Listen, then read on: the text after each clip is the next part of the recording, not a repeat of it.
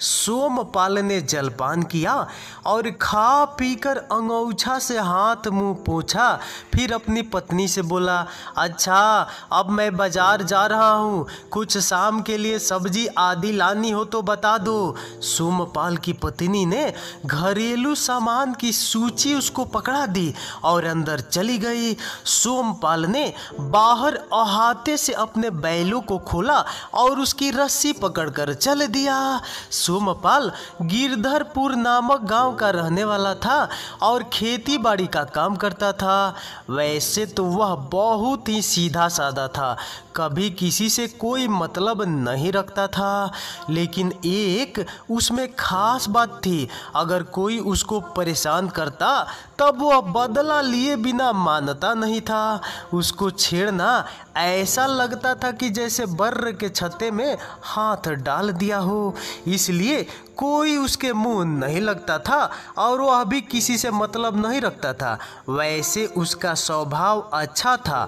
यह तब होता था जब कोई उसको नाहक परेशान करता था। यह उन पुराने दिन की बात है जब 1 रुपया बहुत कीमती हुआ करता था। तब 1 रुपया आज के 1000 रुपया के बराबर होता था।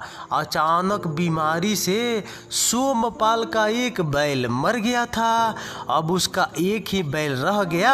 अब वह एक बैल से खेत कैसे जोतता? अगर वह दूसरा ले आता तो उसकी साइज का नहीं मिलता। इसलिए उसने सोचा कि इस बैल को बेच दे और उससे जो बेचकर रुपए मिलेंगे उनमें और रुपए मिलाकर दूसरी जोड़ी खरीद लेगा। दोस्तों, पहले बैल जो होते थे ना वो जोड़ी में ही आते थे, इसीलिए उसने सोचा कि एक बैल है तो बेच दूंगा और पैसे मिलाकर डबल यानी कि एक जोड़ी यानी कि 2 बैल एक साथ खरीद लेगा। इसलिए वह अपने बैल को बेचने के लिए जा रहा था। जाते समय उसने पत्नी से पूछा कि कोई सामान लाना है तो वह भी ले आएगा। धीरे धीरे सोमपाल चला जा रहा था और अपने मन ही मन हिसाब भी लगाता जा रहा था। पहले बैल को 14 रुपये का बताऊंगा, लेकिन मोल भाव करके इसे बेचकर अगर 13 रुपये भी मिल गए तो इतने ही रुपए और डालकर वह बैल एक जोड़ी खरीद लेगा। एक बैल के तो पैसे हो जाएंगे, दूसरे बैल के लिए रुपए उसको उधार लेने पड़ेंगे। यही सोचता हुआ वह आगे बढ़ा चला जा रहा था। धीरे धीरे चलते चलते वह उस इलाके में आ गया था जो कंचनपुर गांव का था। वह अपनी ही धुन में था, तभी उसे किसी ने पुकारा, भैया क्या बैल बेचने के लिए ले जा रहे हो? उसने घूम कर देखा तो उसे रास्ते पर एक आदमी खड़ा दिखाई दिया। सोमपाल ने कहा, हाँ मैं बैलों को बेचने के लिए ही जा रहा हूँ। तो वह बोला कि मैं भी बैल खरीदने के लिए जा रहा हूँ, चलो यही बात बन जाएगी, फिर मैं क्यों इतनी दूर क्यों दौड़ कर जाऊँगा? आदमी ने कहा, बताओ यह कितने का है?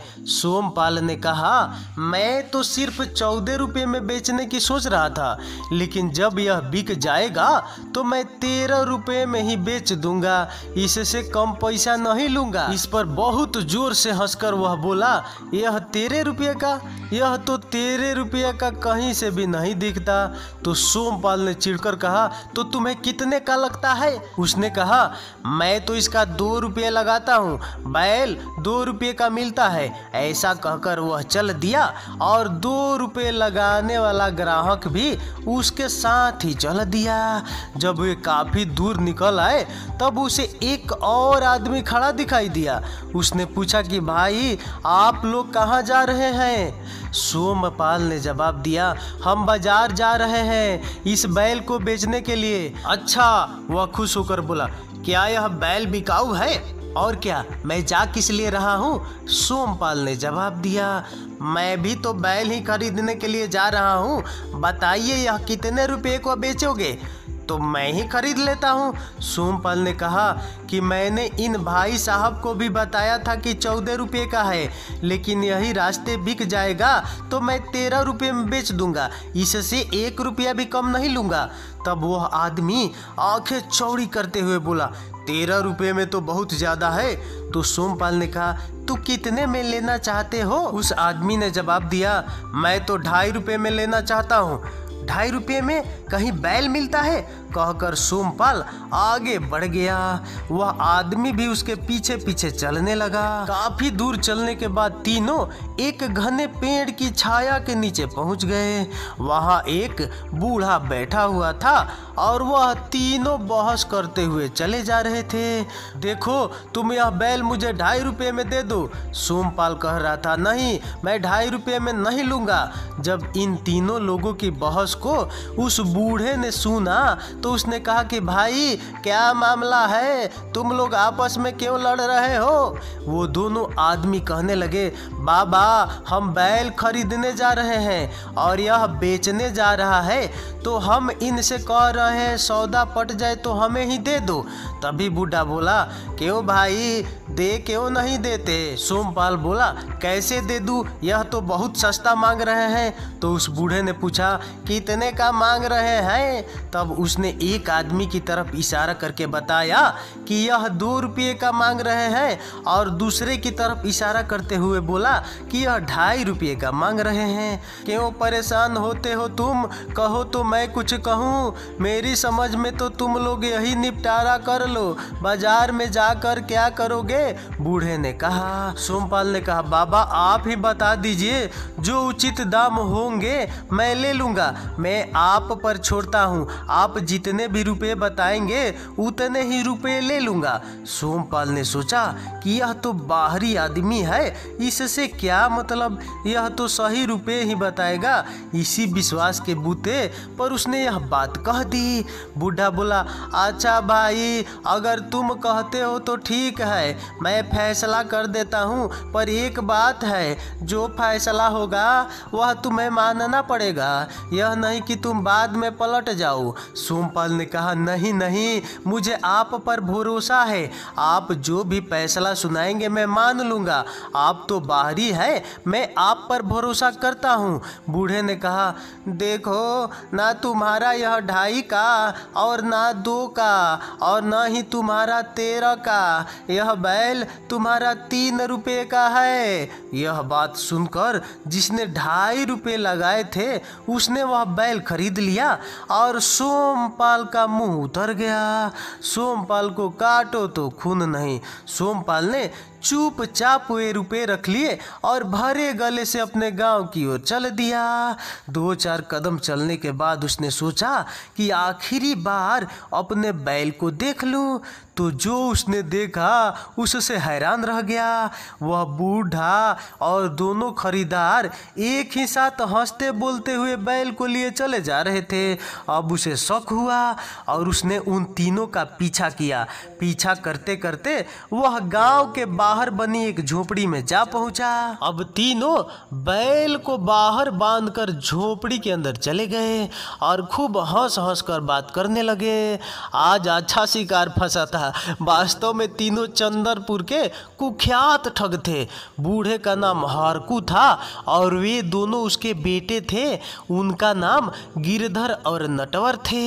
यह तीनों मिलकर ठगी किया करते थे। इनकी ठगी से पूरा इलाका त्रस्त था और शिकार इनके हाथ में आ जाए तो इन तीनों से बचकर जा नहीं सकता था। लेकिन आज उन्होंने बर्र के छत में हाथ डाल दिया था और किसी मामूली इंसान को नहीं, सोमपाल को ठगा था। अब क्या हुआ दोस्तों कि कुछ दिन बाद गिरधर सड़क पर किसी शिकार की तलाश में था। तभी उसे सड़क पर दूर से एक औरत आती दिखाई दी। औरत अकेली थी और उसने घूंघट कर रखा था। जब वह थोड़ा पास आ गई तो गिरधर ने देखा कि वह धीरे धीरे रोती हुई जा रही थी। गिरधर ने उससे पूछा, तुम्हें क्या हो गया, तुम क्यों रो रही हो? सांत्वना पाकर वह वहीं पेड़ के नीचे बैठ गई और जोर जोर से बुक्का फाड़कर रो पड़ी। गिरधर ने पूछा, क्या हुआ?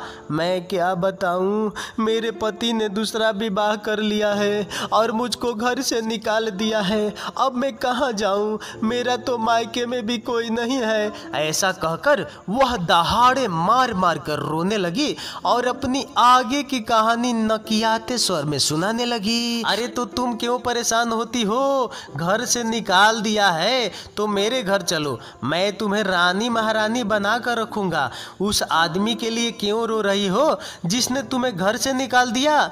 तुम ठीक कहते हो, मैं ऐसा ही करूंगी, तभी उसको सबक मिलेगा। ऐसा कहकर वह गिरधर के साथ हो ली।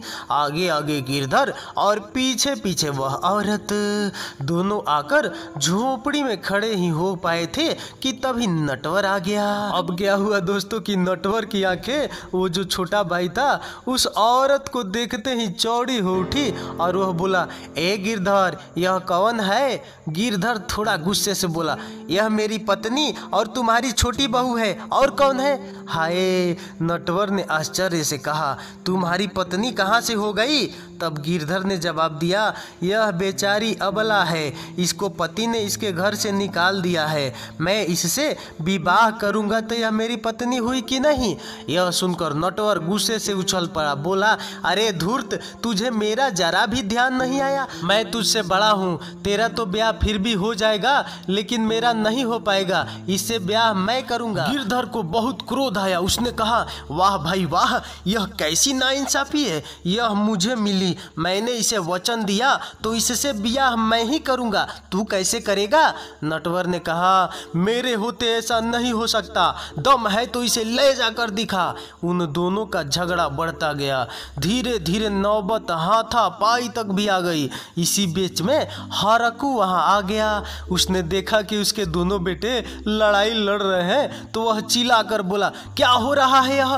तभी उसकी नजर उस स्त्री पर पड़ी जो घूंघट मारे बैठी थी। उसे देखकर उसकी आंखें चमकने लगी और उसने मन में सोचा, लगता है मेरे बेटे ने कोई और हाथ मारा है। उसने कहा, कमीनो, क्यों लड़ रहे हो? एक लड़का बोला जो औरत लाया था, बोला कि देखो बापू, इस लाचार अबला को मैं लाया हूँ, इसके पति ने इसको घर से निकाल दिया है, तो मैंने इसे वचन दिया ही कि मैं इसे ब्याह करूंगा। तभी नटवर बोला, बापू तुम ही देख लो, इसका तो ब्याह फिर भी हो जाएगा, मैं बड़ा हूँ, मेरा कौन करेगा, इसलिए इससे ब्याह मैं ही करूंगा। यह सुनकर हरकू की मूछें गुस्से से फड़फड़ाने लगी और आंखों में क्रोध की ज्वाला निकलने लगी। क्रोध से होठ कांपने लगे।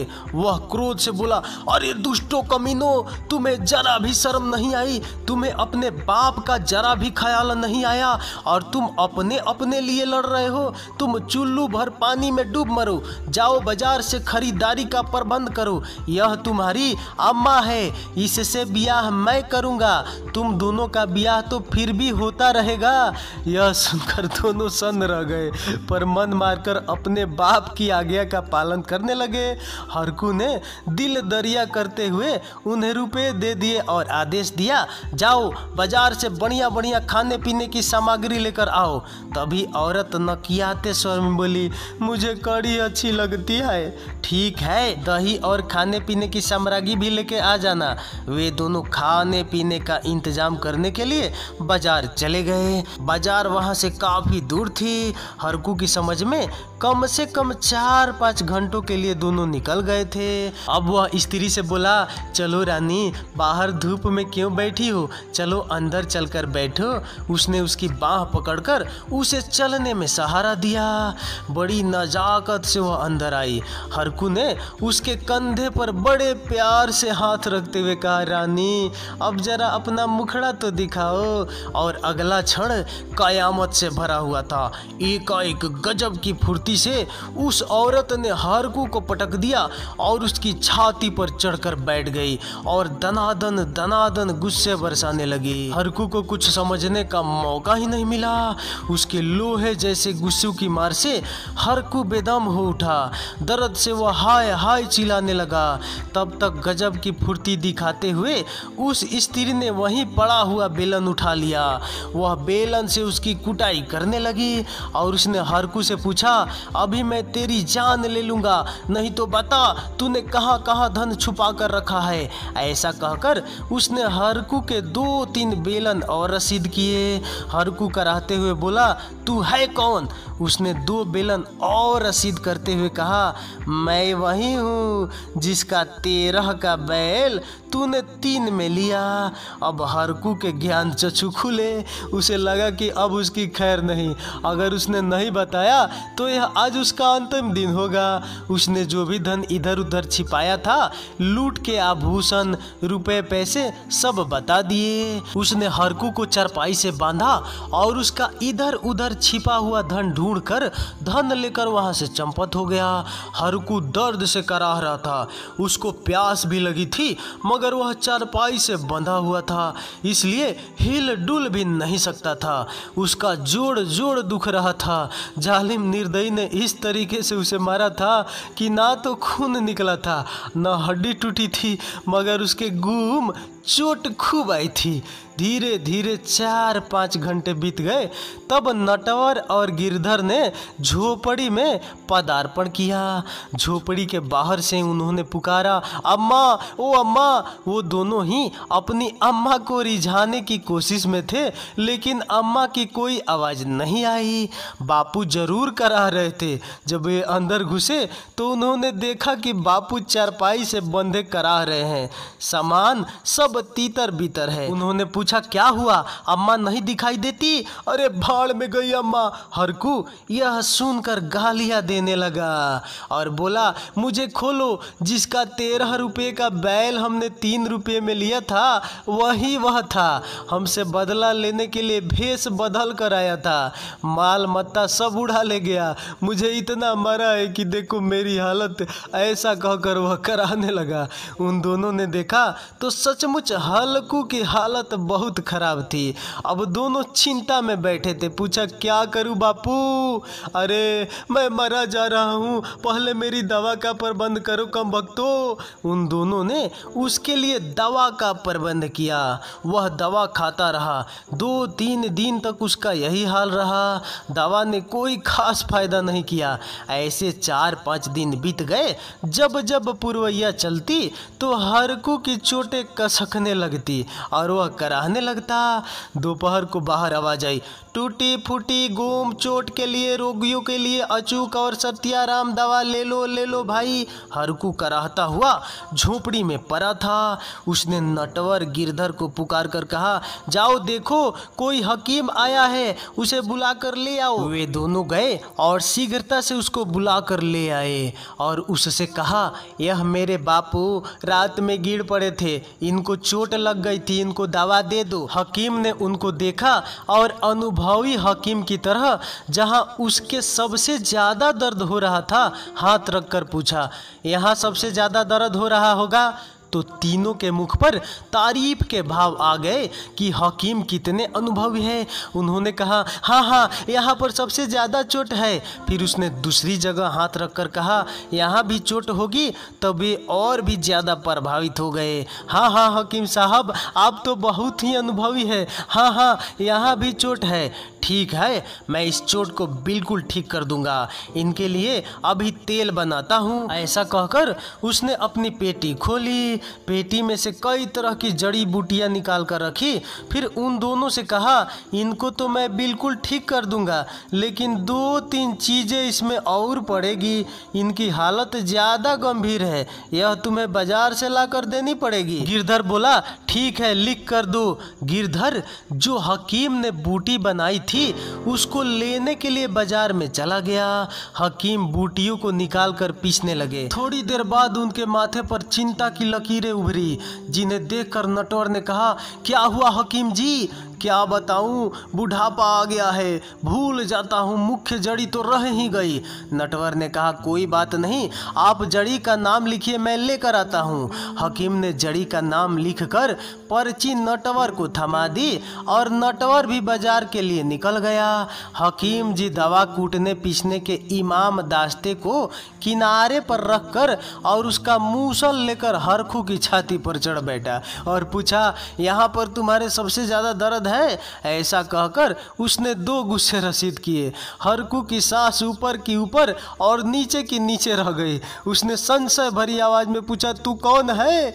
उसमें इमाम दास्ते वाला मूसल फेंकते हुए कहा, इसकी मार से तू मर जाएगा।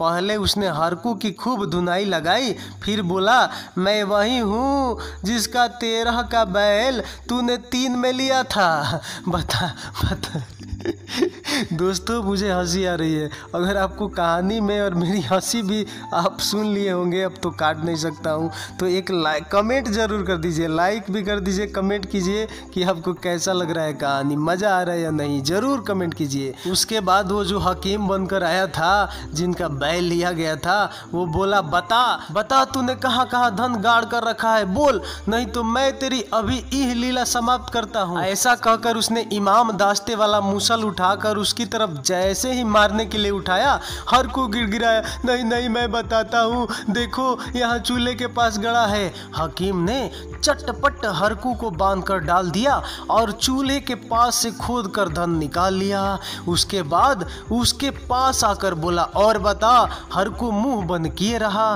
तो हकीम ने उसके 2-3 गुस्से और रसीद किए। हरकू चीखने लगा, बताता हूँ, उस अलमारी में है, आंगन में है। पूरे घर में कई जगह गड़े हुए धन को खोद कर हकीम ने उसको बांधकर बाहर कुएं में लटका दिया और उसकी रस्सी ऊपर कुएं की जगत के पास चरखी में बांधकर वहां से फरार हो गया।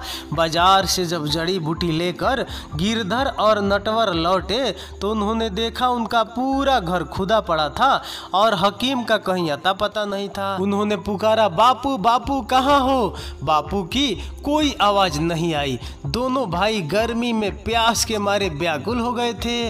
नटवर बोला, गिरधर तू जल्दी से पानी भर के ले आ। गिरधर पानी भरने के लिए गया तो उसने सुना कुएं से गो की आवाज आ रही थी। जब वह नीचे झांका तो उसने देखा कि उसके बापू वहां अधर में झूल रहे थे। उसने झटपट उन्हें कुएं से बाहर निकाल कर उसके मुंह में ठूसा हुआ कपड़ा निकाला और हाथ पैर खोले और बड़ी मुश्किल से हरकू को खड़ा किया। फिर चारों तरफ नजर दौड़ाकर पूछा, हकीम जी कहाँ गए? हरकू ने हकीम को सैकड़ों गालियां दी और कहा, यह वही था जिसका 13 का बैल 3 में लिया था। अगर यही हाल रहा तो यह मुझे जिंदा नहीं छोड़ेगा और मेरे बाद तुम दोनों का नंबर है। ऐसा उसने कहा। अब क्या हुआ दोस्तों कि हरकू, गिरधर और नटवर सोमपाल से इतना आतंकित हो गए थे कि वे उस अपनी कर्म भूमि को छोड़कर नई कर्म भूमि तलाशने के लिए निकल पड़े। इस तरह से उस इलाकों को इन ठगों से मुक्ति मिली। अब कोई किसी भी समय बाजार को जा सकता था, कोई डर नहीं रह गया था। तो दोस्तों, ये कहानी सुनकर और पढ़कर मुझे भी बहुत मज़ा आया। आपको यार मज़ा आया होगा तो ये कमेंट ज़रूर कर दीजिए यार। तो चलिए अगले वीडियो मिलते हैं, तब तक नमस्कार, धन्यवाद, बाय बाय और लव यू।